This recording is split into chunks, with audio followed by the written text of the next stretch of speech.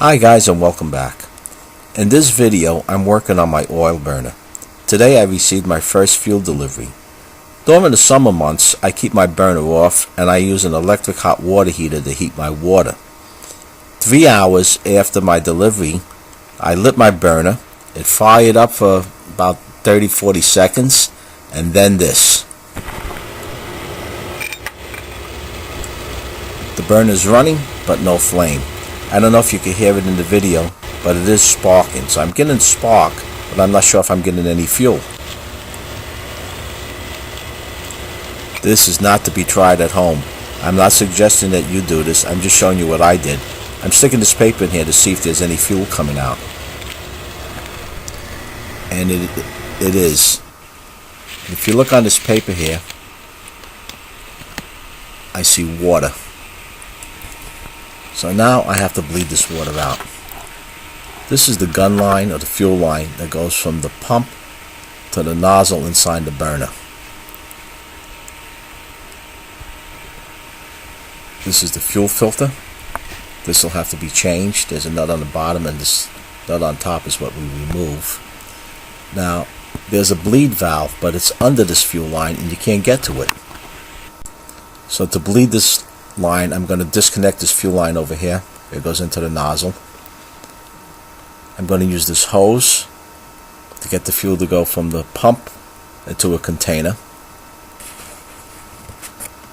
I'm going to bleed it into this, and then I have this larger container. I don't know how much I'm going to have to drain from here. I also have my fuel filter to change, and as I mentioned before, that goes in here. Need a couple of wrenches. Get this nut off the top. Get this fuel line off. I need a wrench for this nut. And I also need a pair of channel locks to get the stump screw off. It's on there pretty tight.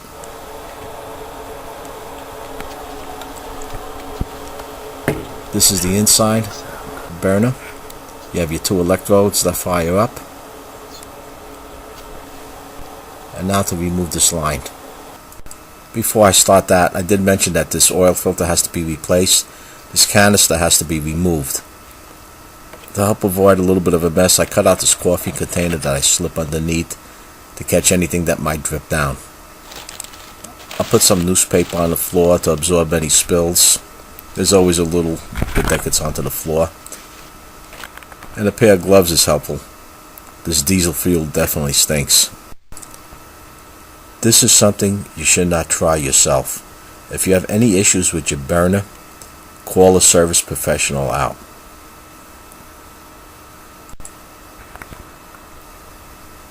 I removed the original fuel line and I put this old one on.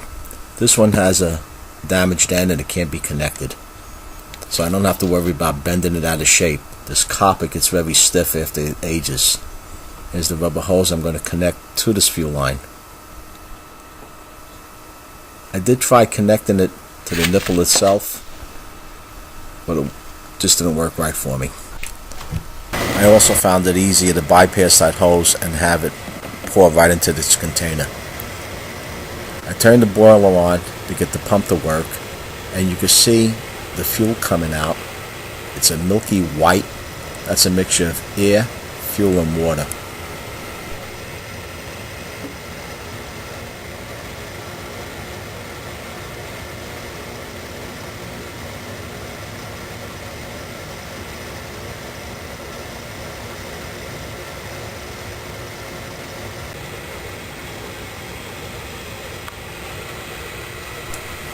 Still the same.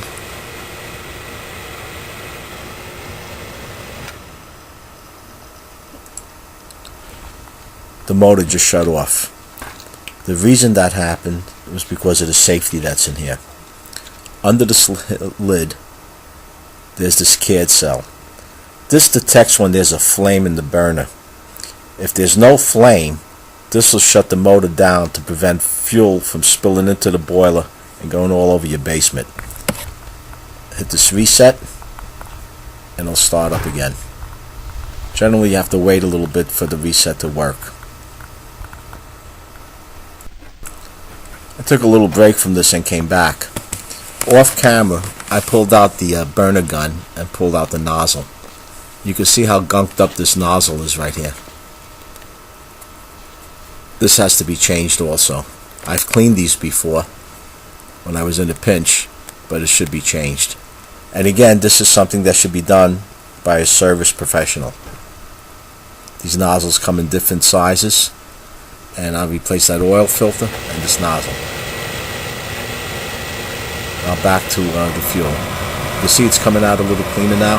It's that pinkish color. Still not 100%, but it's getting better.